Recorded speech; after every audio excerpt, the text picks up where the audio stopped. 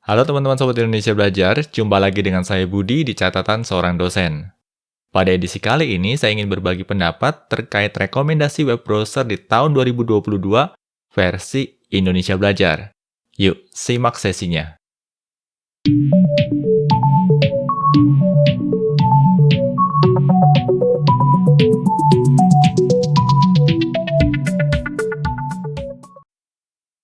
Beberapa waktu yang lalu, saya sempat melakukan survei sederhana terkait web browser yang teman-teman gunakan sebagai daily driver. Terdapat lebih dari 1.000 orang yang berpartisipasi dalam survei tersebut. Saya ucapkan terima kasih kepada teman-teman yang sudah ikut partisipasi di dalamnya. Sebagian dari teman-teman juga ada yang mengajukan permintaan kepada saya untuk mengulas beberapa web browser populer. Hanya saja, pada kesempatan kali ini, saya tidak akan memberikan ulasan web browser, melainkan lebih pada pendapat pribadi saya terkait rekomendasi web browser yang layak digunakan sebagai daily driver di tahun 2022 ini.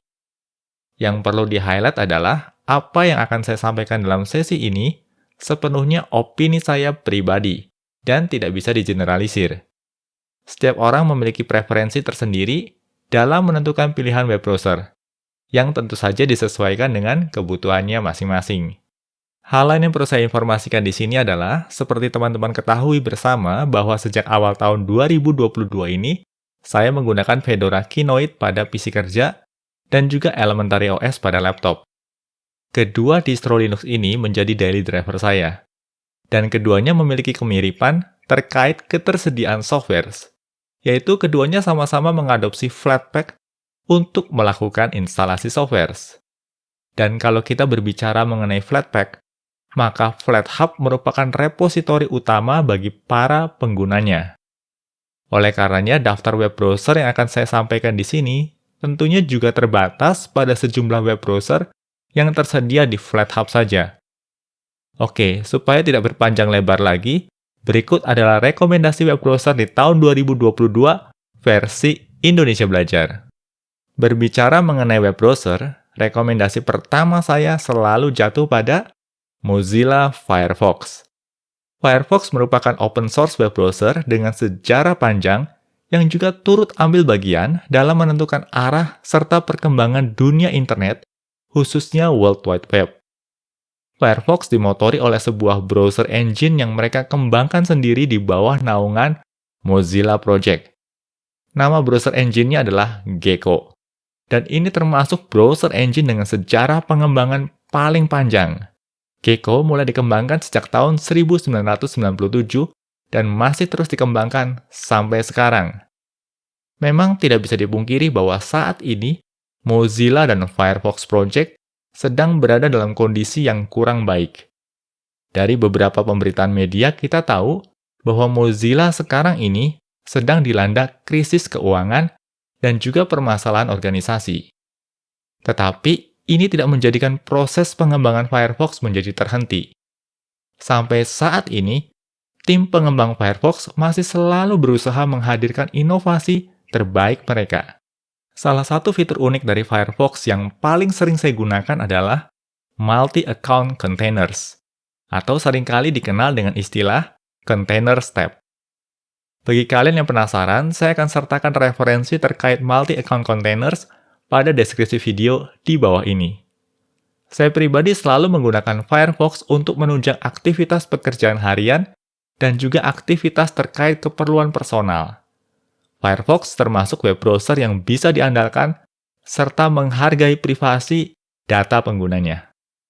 Web browser kedua yang menjadi rekomendasi saya adalah LibreWolf. Ini merupakan open source web browser hasil forking dari Mozilla Firefox. Sehingga sejumlah fungsionalitas dasar yang ditawarkan oleh Firefox juga dimiliki oleh LibreWolf. Yang membedakan adalah LibreWolf memposisikan dirinya sebagai privacy and security-oriented web browser. Terdapat sejumlah konfigurasi dan juga plugins yang sudah disertakan oleh tim pengembang LibreWolf yang ditujukan untuk meningkatkan perlindungan terhadap berbagai teknik tracking dan fingerprinting. LibreWolf juga secara default hanya menyertakan privacy-oriented search engine, seperti DuckDuckGo. Bagi teman-teman yang memiliki concern terkait privacy dan perlindungan data pribadi, LibreWolf bisa jadi pilihan yang ideal. Saya pribadi banyak menggunakan LibreWolf untuk melakukan casual browsing dan juga akses ke sosial media. Selain itu, saya selalu mengaktifkan mode private browsing sewaktu menggunakan LibreWolf. Web browser ketiga yang menjadi rekomendasi saya adalah Chromium.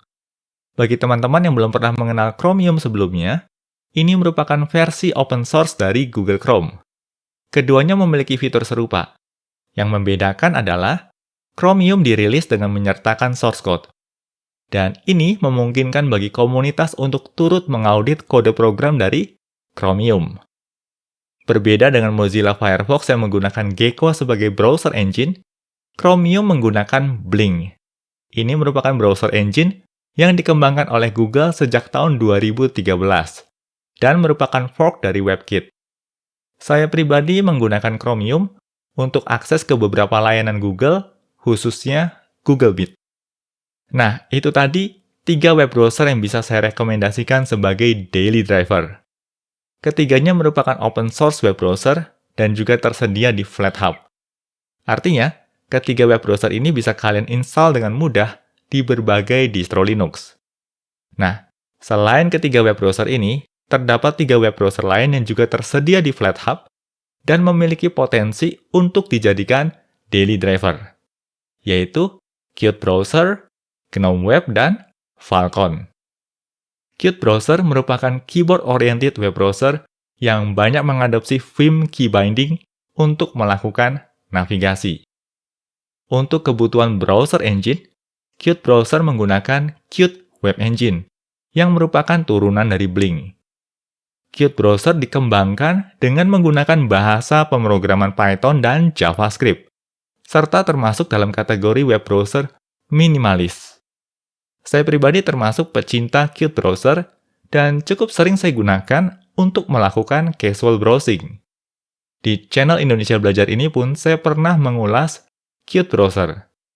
Jadi bagi teman-teman yang tertarik, saya akan sertakan linknya pada deskripsi video.